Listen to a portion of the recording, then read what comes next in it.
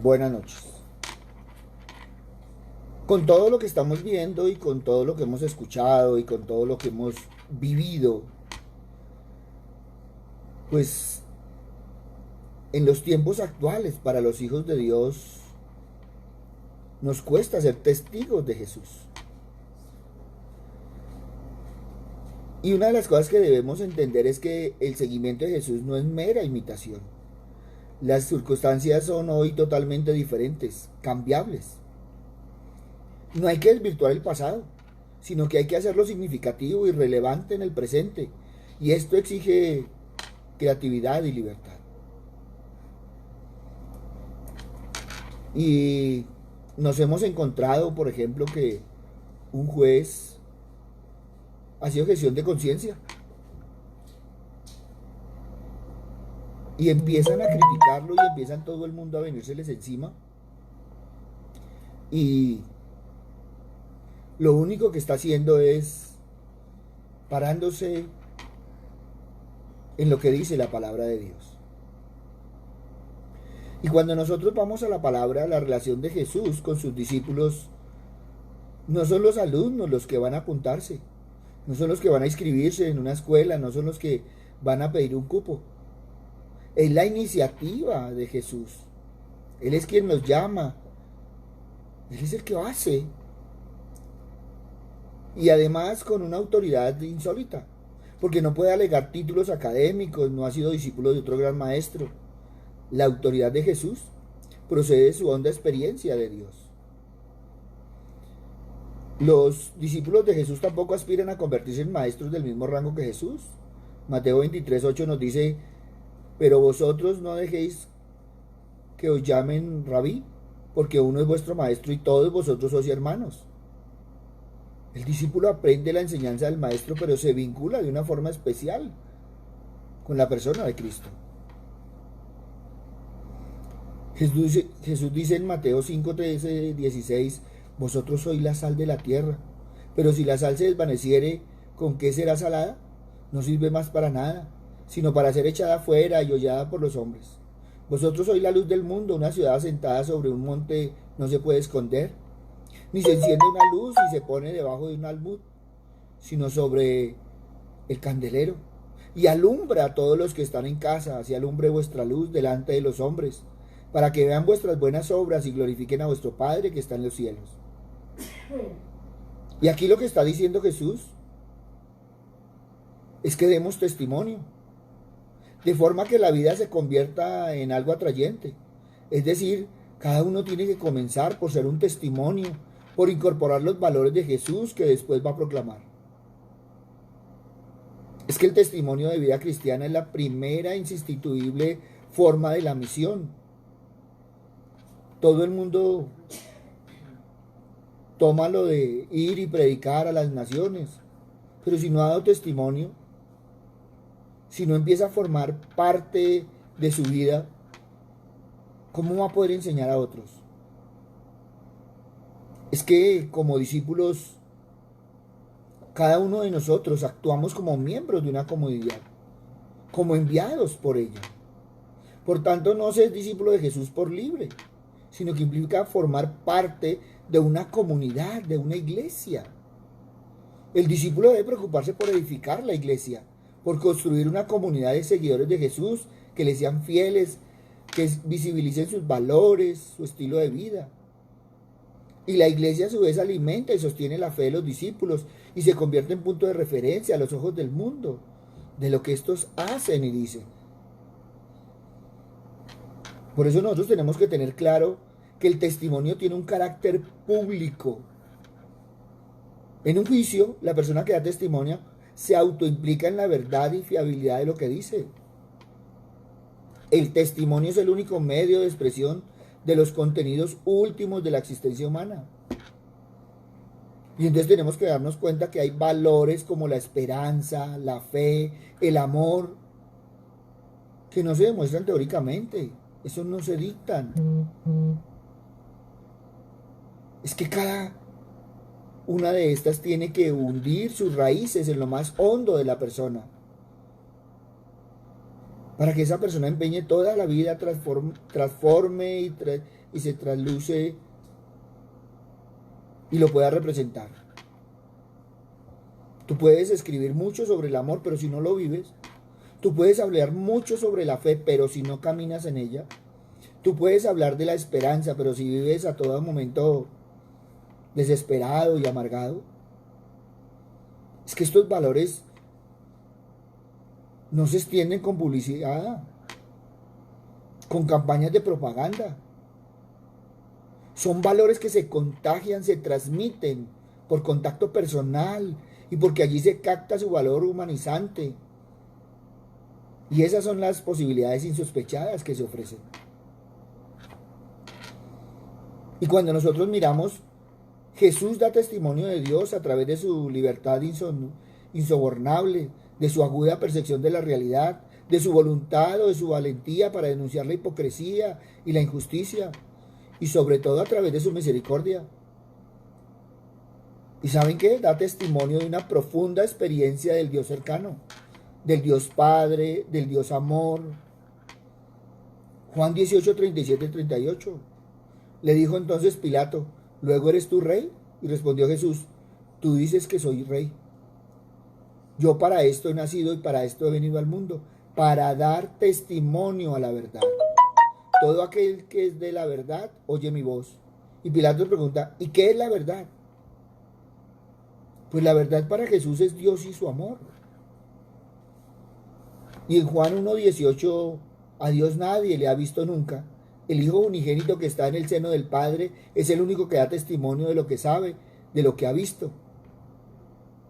Tú y yo como cristianos damos testimonio de Jesucristo, de la forma máxima de ese testimonio, y es del amor a la persona, de esa adicción a una causa, es dar la vida por ella. Y el Apocalipsis subraya mucho que ser discípulo de Jesús es ser testigo de Cristo. Repite la expresión multitud de veces. Es que las palabras solas no bastan. Hay situaciones límite en las que solo cabe el testimonio de que nuestra vida está anclada en una esperanza que atraviesa la historia, de que al final prevalecerá la justicia y no la violencia, y que la palabra última será el amor. Es que en la Escritura se llama a Jesús el testigo fiel y veraz, y la carta a los hebreos nos invita a que tengamos puestos siempre los ojos fijos en Él, en Jesús el testigo fiel y veraz. Y Jesús le dice a los apóstoles, vosotros estáis en el mundo, pero no sois del mundo. Los discípulos de Jesús estamos en el mundo, pero no somos de este mundo, porque queremos que este mundo cambie, sea distinto, queremos que incorpore los valores del reino de Dios. ¿Qué estamos viendo hoy? Que los valores se han perdido. Y diga usted que es cristiano y todo el mundo se le viene encima. Y está primero la Constitución, están primero todas las normas. ¿Y dónde queda Dios? Tú y yo como discípulos de Jesús debemos distinguirnos por la libertad, por el espíritu crítico.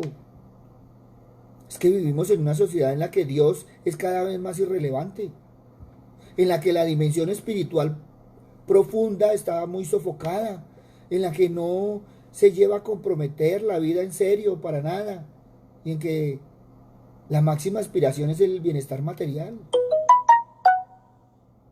¿Quién ha dicho que somos cristianos los domingos y el resto de la semana qué? Es que yo voy a la iglesia, claro. Pero eso, los simpatizantes también van a la iglesia. El enemigo va a la iglesia. Es que el evangelio es ante todo una invitación al ser humano para que se abra la trascendencia, que reconozca que su captación de la realidad es muy limitada, que no se cierra, por tanto a dimensiones que superan su experiencia, que no ahogue las preguntas que surgen por el sentido de la vida y de la historia, que no deje de preguntar por el hecho de que no encuentre respuestas claras y rápidas. Por eso es importante el testimonio. Y el testimonio las 24 horas, los 365 días del año. Y muchas veces uno habla con la gente y le dicen, sí, claro, el testimonio suyo porque usted es pastor. No, es el testimonio como cristiano. Porque Cristiano significa seguidor de Cristo. Pero hoy vemos que hay dimensiones espirituales del ser humano que están maltratadas en nuestra civilización, en esa civilización técnica y economística. Y estas dimensiones maltratadas se toman la revancha y a veces brotan de forma irracional, como fundamentalismos. Yo me quedaba aterrado hoy de cómo estaban atacando. Y muchos han pedido oración por este juez que fue capaz de decir, no caso. Mis convicciones no me dan. Y hay que orar por él. Muchos no son capaces de pronto de pararse en igual y decir, no estoy de acuerdo. Muchos siguen las tradiciones, muchos se sienten obligados a cumplir. Es que en la sociedad actual el discípulo de Jesús es un testigo de la trascendencia y de la dimensión espiritual del hombre y de la vida. Y así reivindica la raíz última de la dignidad humana. Yo no puedo perder mi dignidad. Yo no puedo perder mis valores. Yo no puedo perder lo que Dios me ha dado.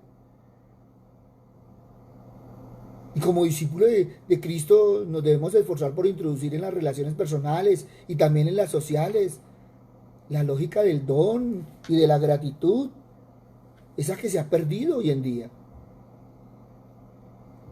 Pero esto debe nacer de esa entraña de la experiencia de Dios, en la que se descubre amado, perdonado por Dios y llamado a recibir gratuitamente un don que supera todas sus posibilidades. Es que el amor es gratuito, es desinteresado, es una auténtica novedad en una sociedad como la nuestra, tan marcada por las relaciones mercantiles e interesadas, algunas de las cuales han colonizado absolutamente toda la vida social. Cuando nos encontramos con un destello, un amor desinteresado, ahí podemos descubrir un signo del reino de Dios, ver que es posible vivir de otra manera, un significado radical, un signo novedoso y a la vez altamente humanizador.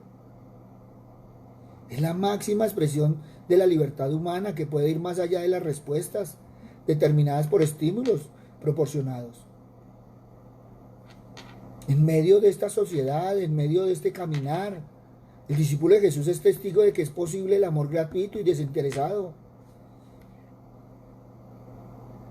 Que hay unos valores, que hay unos preceptos y que hay un manual de vida. Así la menosprecien, pero hay un manual de vida. Y es que debemos pararnos y dar a entender y mantenernos firmes de que las cosas más valiosas no se compran con dinero. No son respuestas a nuestros méritos. Son dones, regalos tales como la vida, el amor verdadero, aquellos que nos superan. Es que Dios siempre nos sale al paso con un amor gratuito, un amor que no busca nada para sí, un amor desbordante. Dios simplemente nos invita a participar de su vida. Tú y yo como seres humanos estamos hechos para el don, para dar en función de la necesidad del otro y no en función del beneficio propio.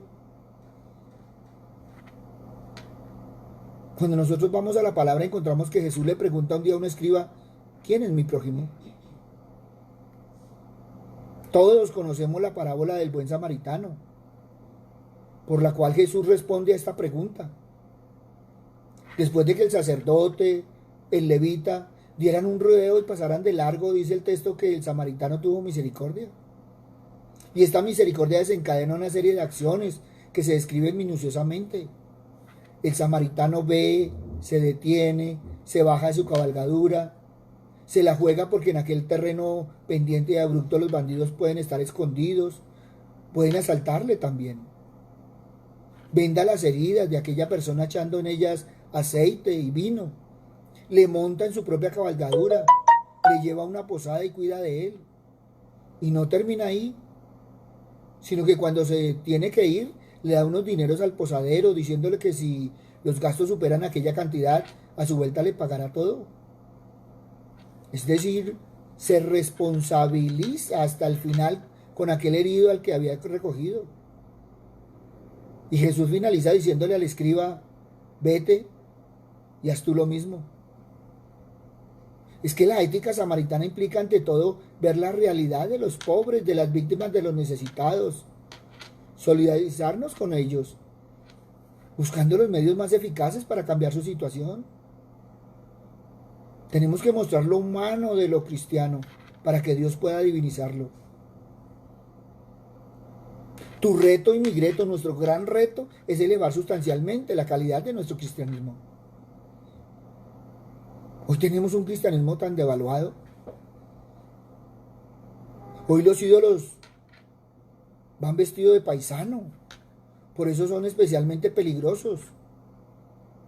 Es que los ídolos pueden ser cosas, ideologías que se absolutizan y pretenden ocupar en el corazón humano un lugar que solo Dios debe ocupar, que solo a Él le corresponde. ¿Y qué decir del dinero?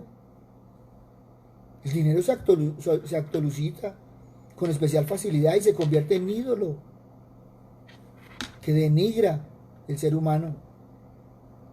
No podemos servir a Dios y al dinero. Eso nos lo advierte Jesús. El dinero tiene que ser un medio, no un fin. Por eso Jesús nos advierte, el poner toda la confianza en el dinero no lo debemos hacer. Y eso está en Colosenses 3:5 y en Efesios 5:3. La avaricia es una idolatría. Por eso en nuestra sociedad, probablemente más que en ninguna otra, el dinero es el Dios principal de su panteón. Si pasamos por el casco antiguo de una de nuestras ciudades, encontraremos siempre la catedral en un lugar preeminente, cerca de la plaza mayor, de las calles más visitadas, de ese casco antiguo. Cuando uno llega a un pueblo, la referencia siempre es, mire ahí, en la plaza principal está la catedral, ahí al lado está tal cosa, está la otra. Pero ¿qué pasa en las ciudades modernas? Tú llegas al centro y ya es los grandes edificios financieros, los grandes bancos, las grandes corporaciones. Demuestra cómo ha cambiado los valores y los dioses en nuestras ciudades. Y hoy escuchaba que el cristianismo es para cuando estén en la iglesia. Y yo respeto el postulado de todo el mundo, pero no lo comparto. Yo soy cristiano las 24 horas. Y mis valores y mis preceptos se tienen que ver en todo momento. Yo tengo que ser testigo en todo momento y en todo instante. Y lo más triste es que no solo aceptamos la esclavitud del dinero con gusto, sino que la buscamos porque creemos que da seguridad y prestigio. Es una esclavitud con cadenas de oro. La libertad con respecto al dinero es de las más difíciles, pero también de las más urgentes para un discípulo de Jesús en la sociedad actual. Tú y yo como discípulos del Señor tenemos que estar vigilantes para que que ninguna ideología se convierta en un ídolo. Hoy en día tenemos ideologías políticas que se absolutizan, que nublan la mente, que endurecen el corazón de tal manera que en su nombre se atropella, incluso se mata al prójimo, se realizan los peores crímenes y los mayores desmanes. Hoy estamos viendo que son casos extremos, pero como bien sabemos, desgraciadamente existen. Y sin llegar a tanto, es bien frecuente que la ideología se convierta en prejuicio.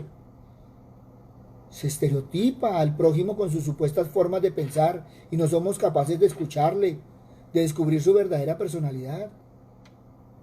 Tú y yo como discípulos de Cristo somos libres y con capacidad de discernimiento ante toda ideología. Con lo cual, por supuesto, no quiero decir que el discípulo de Jesús no tenga convicciones. Debe tenerlas. Incluso deben estar bien fecundadas. Por eso Dios es amor. Aquí y en todo lado. Jamás se impone por la fuerza. La fe en la soberanía, en el reinado de este Dios, es una fuente de libertad. En nuestra sociedad el Evangelio tiene que ser anunciado como un mensaje de libertad. Y el discípulo de Jesús debe vivirlo como una fuente de libertad. En la iglesia es necesario recuperar con más fuerza el componente paulino del cristianismo. Cuando nosotros vemos que Pablo proclama que donde está el Espíritu del Señor, allí está la libertad. Y Cristo ha venido para que seamos libres. Pero muchas veces somos ahogados por los medios de comunicación, por las redes sociales. Y muchas veces la gente no hace sino criticar. Y muchas veces son comentarios lesivos, espinosos, solo por hacer daño. La envidia va corrompiendo. Y sin embargo nos preguntan, y sí, somos esos testigos que el Señor necesita. Judas le dio un beso. Y muchas veces entre nosotros mismos nos damos duro. Y a veces, a pesar de que tenemos diferentes uniformes, pero estamos hablando del mismo Dios, estamos guerreando. ¿Quién dijo que eso era del Señor? Es que ser discípulo de Jesús es embarcarse en un proceso de profunda transformación personal. Y esta transformación dura toda la vida. Ser cristiano implica un esfuerzo constante por llegar a serlo. La identificación con la imagen del Hijo es hacer las actitudes de Cristo. Mire, Él debe aumentar cada día. Todos sabemos, como discípulos del Señor, que hay que ir más al fondo, a la limpieza de corazón, porque del corazón del hombre es de donde sale lo que mancha al hombre. Mateo 7:14. Pero también vemos en el Sermón del Monte que Jesús eleva el horizonte de la moral y a la vez lo interioriza. El respeto a la persona del otro nace ya en la consideración interna que tenemos ante Él. Ante el prójimo o ante Dios se pone en juego no solo la acción, sino también el corazón, el alma y la mente. Es triste ver cómo la gente dice, no, es que yo no me meto en problemas. Es que yo prefiero apartarme de esto. Es que yo, pues, no quiero opinar. Nosotros no podemos ser tibios. Nosotros debemos ser firmes. Aquí y en todo lugar. Porque si el reino de Dios implica la transformación de la realidad, pero también la admiración ante el milagro de la vida y de la creación, ante los lirios del campo y las aves del cielo, la capacidad de contemplar con sosiego, de vivir comprometidos, pero no crispados, responsabilizados, pero tomando distancias. Es cierto, yo no puedo salir a pelear, pero así como yo respeto, a mí no me pueden imponer. Y para mí mi manual es la Biblia. Es que en una sociedad exarberante, competitiva, en que se aspira a ganar más, a prevalecer sobre los demás, a imponer mi planteamiento, nosotros debemos aprender de Jesús, de ese gran maestro. Su aspiración no es ser servido, sino servir. Y que el más pequeño, el servidor de todos, resulta que es el más grande de todos. Por eso, yo no voy a salir a pelear. Pero tampoco me tienen que imponer las ideologías, las costumbres, los valores que quieren imperar en esta sociedad. Y lo volvemos trivial. Y el cristianismo no riñe ni con las tareas, ni con los trabajos, no, al contrario. Si nosotros siguiéramos los principios bíblicos, ¿cómo sería de diferente nuestra sociedad? Pero nos hemos dejado arrastrar a tantas cosas. Y es triste ver cómo nos vamos dejando arrastrar por evitar. Y alguien me decía, pastor, ¿y usted cómo hace? Sencillo. Yo respeto a la gente de la puerta para afuera y de la puerta para adentro, pero cuando las cosas se vuelven públicas y no son de acuerdo a los principios de Dios, pues ya es diferente. Ahora yo no voy a salir a criticarlo, pero tampoco voy a salir a aplaudir lo que eso está bien y eso es la moda. No, yo respeto. Y puede ser su moda, pero no es la moda general. Pero cuando ya lo volvemos público, cuando ya lo quieren imponer, cuando ya tenemos que aceptarlo, hay cosas que son privadas y su vida debe ser privada. Pero mi testimonio es en público. Y yo manifiesto abiertamente. Y yo no tengo acepción de personas. Pero ante eso, yo debo ser testigo del Señor en la actualidad. Y a lo blanco llamó blanco y a lo negro llamó negro. Y al que se le puede servir, se le sirve. Y al que se le puede atender, se le atiende. Pero al que se le pueda orientar, se le orienta. Por eso tenemos que mirar a la luz de los principios y preguntarnos si el verdadero progreso consiste en poseer cada vez más cosas materiales, en imponer las ideas y en toda esa dinámica que hoy la sociedad quiere meternos.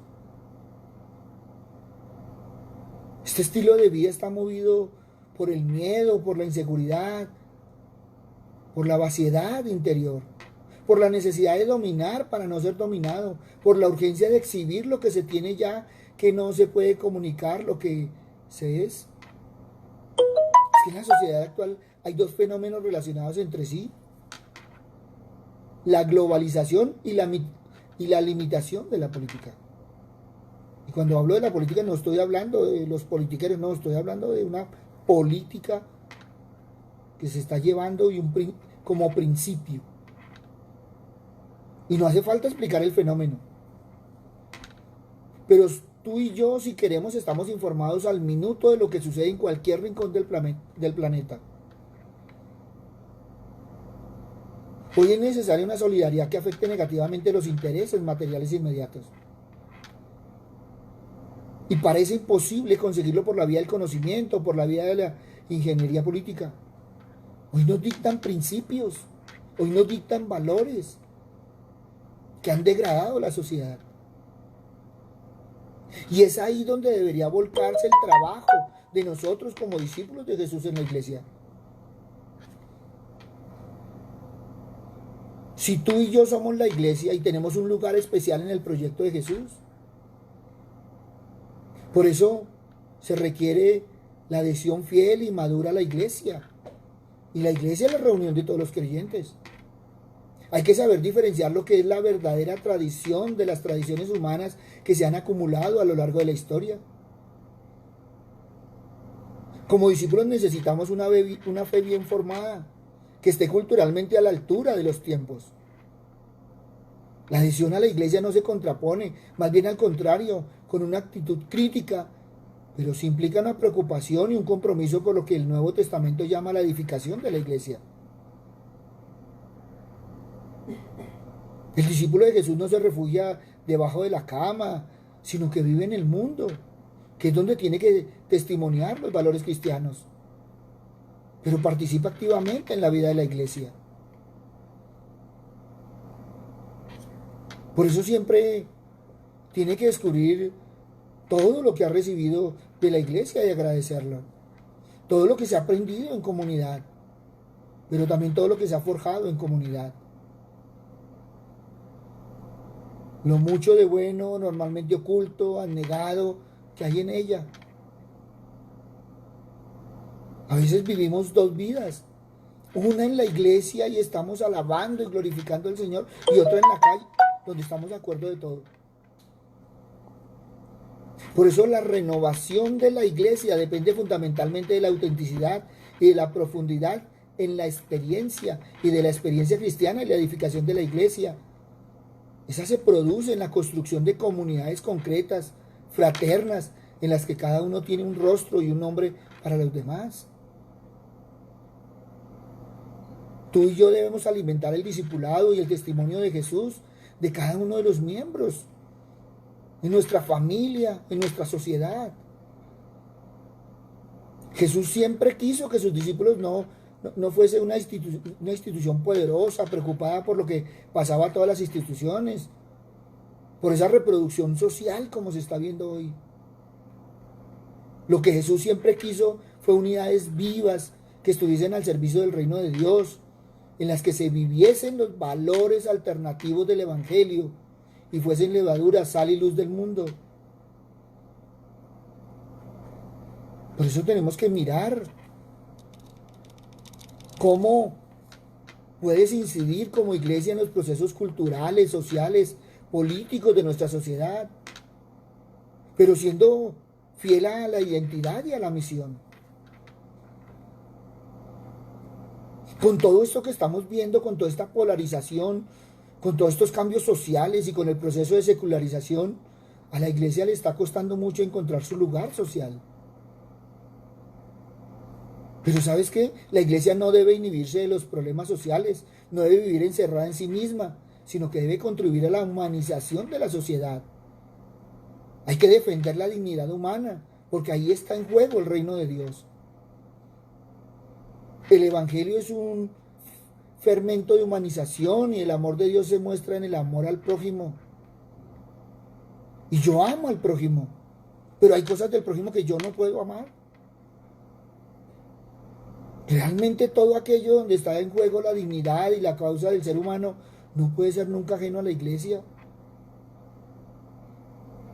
Es tiempo hoy de ser testigos en la familia, fortaleciéndola en el Señor como agente de cambio en esta sociedad. Y tenemos que fortalecer, y tenemos que levantar, y tenemos que mirar los parámetros, y tenemos que mirar los conceptos. Y créeme que jamás vamos a reñir con la sociedad. Y hay que amar al prójimo, y hay que servirle al prójimo. Pero yo puedo amar al prójimo, pero no puedo estar de acuerdo con las mañas, ni con nada de esas cosas. Por eso tenemos que mirar si tú y yo somos testigos de Jesús en la actualidad.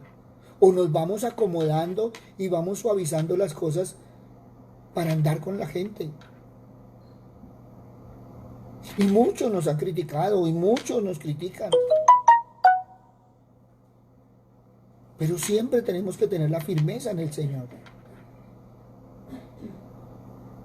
Pero para tener esa firmeza en el Señor hay que conocer al Señor.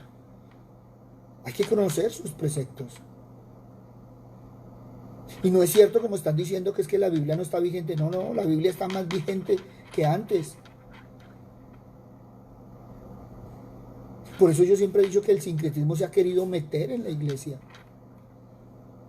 El mundo ha impactado la iglesia en lugar de la iglesia salir a impactar al mundo. Y hay algo muy claro y es que yo respeto para que me respeten. Y hablo del Señor porque también Él respetó. Pero ¿cómo es posible que cuando necesitamos la bendición del Señor lo vamos a buscar, pero cuando no estamos renegando de Él? Y es tan culpable el que hace como el que deja hacer. Y muchas veces preferimos quedarnos callados por evitar. Y en estos días, en esos programas radiales, y alguien me preguntaba, pastor, ¿usted qué opina de lo que pasó? Y yo decía, hombre, ¿dónde están los principios? ¿Dónde están los valores? Es que el Estado es laico. Sí, el Estado es laico. Y yo respeto. Pero hay unos principios que yo tengo que hago valer. Porque como persona yo también valgo.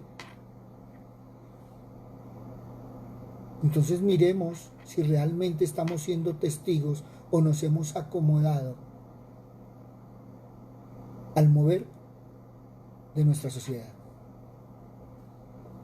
Y lo estamos viendo en Estados Unidos, y lo estamos viendo en Venezuela, lo estamos viendo en Colombia, lo hemos visto en Perú, lo estamos viendo en Bolivia, lo hemos visto en Chile.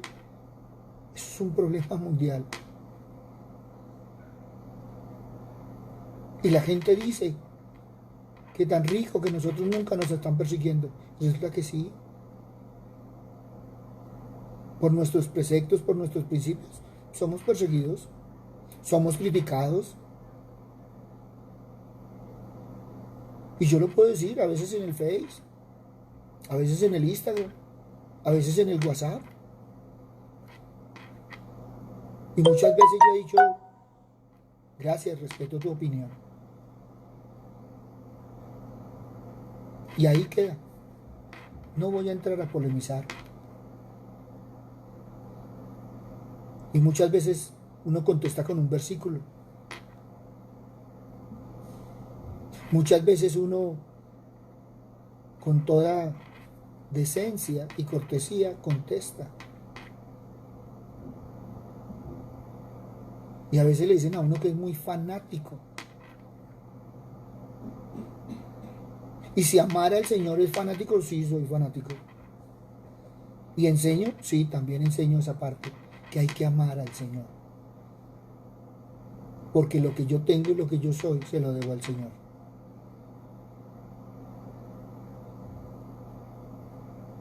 Y hay críticas que han dolido, sí, sí, sí. Hay otras que, bueno. Alguien me dijo, un día me dijo, pastor, muy lindo lo que usted manda, pero yo como no creo en esas cosas. Y yo le dije, tranquilo, yo lo hago con todo respeto. Dijo, de todos modos, gracias, no lo dejes de mandar. Y a los 2 meses me estaba llamando un día que si yo podía orar, porque tenía una situación delicada. Le dije, hijo, vamos a orar. Dijo, pastor, es que yo ni sé orar. Le dije, bueno, vamos a orar. Y empezamos a orar, empezamos a hablar. Y a la tarde me llamó y me dijo, pastor, tengo que decirle que el Señor hizo el milagro. Yo me había apartado de Él, yo había renegado de Él, pero hoy tengo que reconocerlo. Y qué rico. Porque muchas veces por los malos testimonios nos peleamos con Dios y nos alejamos. Pero ¿qué pasa en el momento que necesitemos? Un día alguien me dijo, usted nunca va a llegar al cielo. Le dije, no sé. Me dijo, vamos a hacer una cosa. Si yo me muero primero, yo lo espero. A ver para dónde coge. Y si usted muere primero, entonces, cuando me vea llegar, entonces me avisa. A mí me dio risa esa parte. Y yo decía, Señor, bueno, pues. Pero después, un día, la persona me dijo, yo estaba cegada. Y yo lo veía a usted como un rival. Y yo le decía, pero ¿rival de qué? Decía, porque es que usted habla de un Dios y usted muestra un Dios que yo no he podido encontrar. El Señor está en una oración de cada uno de nosotros. Y empecé a mandarle un devocional diferente y empezó a conocer la palabra del Señor y empezó a meterse más en la palabra del Señor. Y qué rico, porque ha aprendido a ver un Dios diferente. Y mientras que tú no camines en la palabra, pues no vas a ver ese Dios de amor y no vas a encontrar ese Padre y ese hermano que todos tenemos. Por eso hoy te invito a que realmente examines si has sido testigo del Señor en la actualidad, en estos tiempos, en estos momentos, o te has acomodado o has entrado en el confort, porque las palabras de Pablo han sido mal interpretadas y muchas veces nosotros las manejamos. ¿Y cuáles palabras? judío con los judíos, gentil con los gentiles, simpatizante con los simpatizantes. Y ahí podríamos agregarle todo lo que quieran. Y a veces eso es lo que nos pasa. Hemos sido tibios en nuestro caminar. Por eso ahí donde estás, examina tu corazón y empieza a mirar si realmente eres testigo del Señor. Porque a veces hasta hablamos más de los sacerdotes, de los pastores, de los líderes, de las personas que nos hablan del Señor. Pero hablamos bien del Señor cuando necesitamos del Señor. Por eso hoy te invito a que mires tu corazón, a que te pongas en las manos del Señor y habla con Él. Papito Dios, hoy queremos evaluar, Señor Padre misericordioso, porque muchas veces en este tiempo, en nuestro caminar, no hemos sido esos verdaderos testigos, Padre misericordioso. Muchas veces el testimonio, Señor Padre Santo, no ha estado a la altura, Padre misericordioso, de nuestro compromiso. Muchas veces, Padre bondadoso, hemos preferido acomodarnos para no pelear, para no contrariar. A veces hemos vendido nuestros principios, a veces hemos, no sé, dejado aparte la palabra. A veces, tristemente, colgamos nuestro abrigo de cristiano y nos ponemos nuestro abrigo de lobo. Por eso hoy, Padre misericordioso, queremos venir a ti, Padre amado. Porque hoy queremos, Señor Padre misericordioso, que arda fervientemente, Señor, el fuego del Espíritu Santo que hay en nosotros. Papito Dios, no permitas que apaguemos ese fuego, sino que cada vez, Señor, se alimente más y más, Padre misericordioso. Papito Dios, que en medio de esta sociedad nosotros podamos caminar avantes, Padre misericordioso, siendo testimonio, a pesar de los errores que muchas veces cometemos, pero manteniendo en alto el estandarte de la palabra. Te alabamos, te bendecimos y te glorificamos, Señor, porque en todo este tiempo hemos sentido tu protección, Señor Padre misericordioso, a pesar que muchas veces te hemos dado la espalda.